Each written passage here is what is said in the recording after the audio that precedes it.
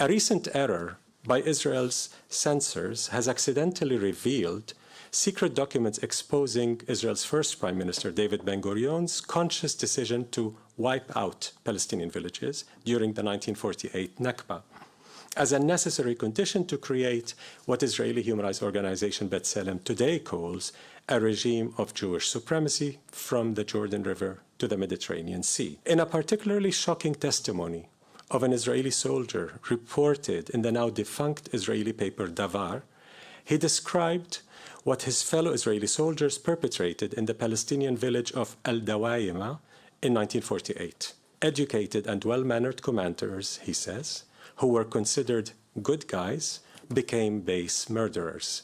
And this, not in the storm of battle, but as a method of expulsion and extermination. The fewer the Arabs who remain, the better.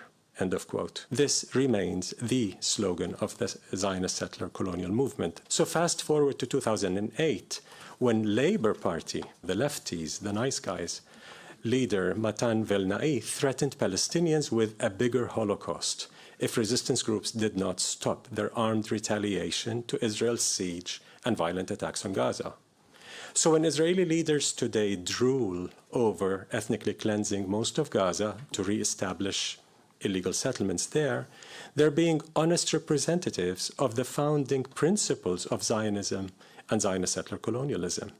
Those principles are in full display in Israel's intensifying gradual ethnic cleansing of the West Bank. Israeli War Minister Israel Katz has referred to the military attack on Jenin, for instance, as, quote, the first lesson from the method of repeated raids in Gaza, end of quote. Israeli Finance Minister Smotrich, a self-declared fascist homophobe, has incited fanatic colonial violence against Palestinians in the West Bank, saying, quote, Nablus and Jenin need to look like Jabalia, end of quote. Israel's name for its murderous attack in the West Bank is called Iron Wall. This refers to a booklet by the same title published in 1923 by Jabotinsky, a key Zionist leader from the right wing, who honestly wrote in it, Zionist colonization must either stop or else proceed regardless of the native population, which means that it can proceed and develop only under the protection of a power that's independent of the native population, behind an iron wall which the native population cannot breach. Jabotinsky's iron wall, a pillar in Zionist settler colonialism in Palestine, has always included not just brute colonization of the land, but essentially a simultaneous colonization of the minds of the indigenous Palestinians with dread and despair. The erasure of the natives demands enacting not just genocide, but also epistemicide, the killing of knowledge, the native knowledge and knowledge about the natives.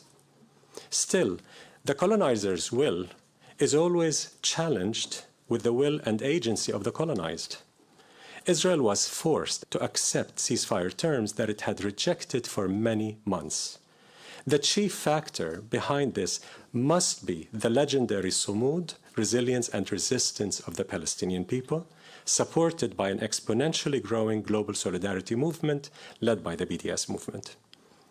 While Palestinians have welcomed the ceasefire agreement with immense relief, we're keenly aware that it's only the necessary first step to end the genocide.